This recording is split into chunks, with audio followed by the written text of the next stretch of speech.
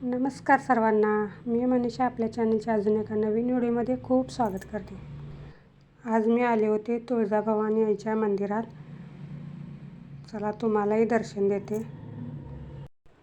हे मंदिर इचलकरंजीमध्ये तांबेमळा म्हणून आहे, तिथे आहे मंदिर. खूप छान मंदिर आहे. खूप शांत वातावरण असतं इथे. खूप प्रसन्न वाटतं या मंदिरामध्ये आलं की.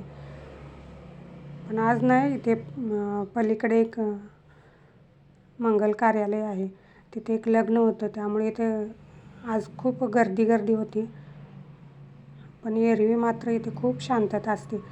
खूप प्रसन्न वाटतं या मंदिरामध्ये. मिस्टर प्रत्येक शुक्रवारी इथे येत असतात. आज म्हटलं मीही येते तुमच्याबरोबर.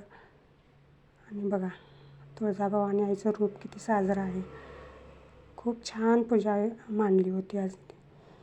बाहेरून असं काहीसं दिसतं हे मंदिर.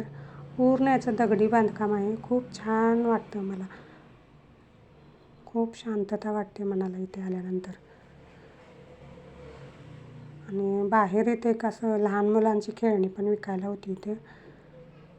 जरा थोडा वेळ बसून आम्ही लगेच निघालो घरी. हाय, हॅलो, नमस्कार सर्वांना. मी मनीषा आपल्या चॅनलच्या अजून एका नवीन व्हिडिओमध्ये तुमचं खूप स्वागत करते. सगळ्यांना शुभ संध्याकाळ. बाहेरून मगाशीच आले मी. आल्यानंतर काही शूट घेतलं नाही. आल्यानंतर मग घरातली कामं, झाडू मारून घेतला, गोठ्यातलं आवरायचं होतं ते आवरून घेतलं. संध्याकाळची देवपूजा झाली. मग लागले मी स्वयंपाकाला. स्वयंपाक होत आला आहे माझा, अर्धा झाला आहे. तर लसूण सोलत आहे. लसूण सोलतच मी तुमच्याशी बोलते. मला ताकाची कढी करायची आहे. तर म्हटलं चला व्हिडिओला सुरुवात करू. आणि मी ताकाची कढी कशी करते तेही मी तुम्हाला दाखवते. या. ताकाची कढी करण्यासाठी मी ते ताक घेतलं होतं. सकाळी ताक केलेलं थोडं शिल्लक राहिलं होतं. म्हटलं चला कढी करून घेऊ. कढी करण्यासाठी पातेल्यामध्ये थोडं तेल घातलं. मोहरी मी घालत होते, पण तेल अजून थोडं तापायला हवं होतं म्हणून थांबले. तेल तापल्यानंतर मग मोहरी, जिरे घालून घेतले.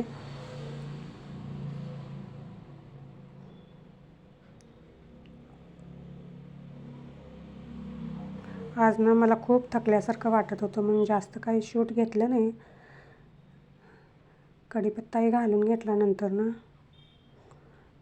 थोडी मिरची, म्हणजे अर्धीच मिरची होती, तिचे 2 तुकडे करून तेलामध्ये टाकले चवीपुरते अगदी. थोडा हिंगही घालून घेतला त्यामध्ये. ठेचलेला लसूण. कढीला ना भरपूर लसूण, कढीपत्ता असल्याशिवाय छान लागत नाही. त्यामुळे मी कढी करताना लसूण भरपूर घालत असते. असं छान तेलामध्ये परतून घेतलं लसूण. नंतर थोडी हळद घालून घेतली. ती तेलामध्ये छान व्यवस्थित परतून घेतली. ताकामध्ये ना मी 1 चमचा बेसनपीठ घालून ते छान ढवळून घेतलं होतं. बेसनपीठ घातलं ना ताकामध्ये तर कढी फुटत नाही, खूप छान लागते चवीलाही. नंतर ना ताकही वतून घेतलं त्यात.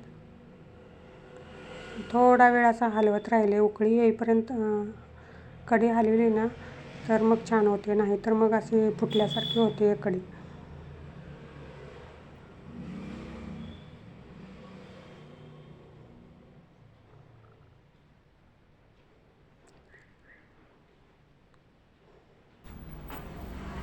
मी जरा वेळ कढी हलवत होते म्हणून मग कॅमेरा बाजूला ठेवला. त्यात चवीनुसार मीठही घालून घेतलं.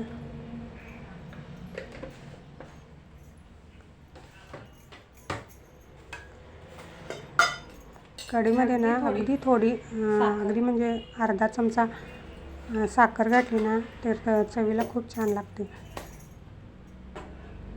साखरही थोडीशी घालून घेतली. आणि कढीला असं एकसारखं हलवत राहिलं तरच कढी छान होते.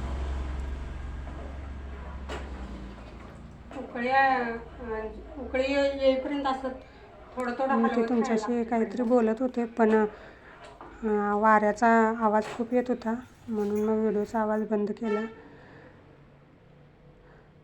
नंतर कढईमध्ये कोथिंबीर घालून घेतली. असं ताक शिल्लक राहिलं ना तर मी संध्याकाळच्या जेवणामध्ये अशी कढी करत असते. चला, कढी झाली. आज स्वयंपाकाचं काय तुमच्याशी जास्त शेअर केलं नाही. चला, तर उद्या आहे आषाढी एकादशी आणि तुम्हा सगळ्यांना माझ्याकडनं आषाढी एकादशीच्या खूप खूप शुभेच्छा. आजचा व्हिडिओ इथे संपवते. आजचा व्हिडिओ खूप छोटा आहे, पण नक्की बघा आणि व्हिडिओ कसा वाटतो ते कमेंटमध्ये मला नक्की सांगा.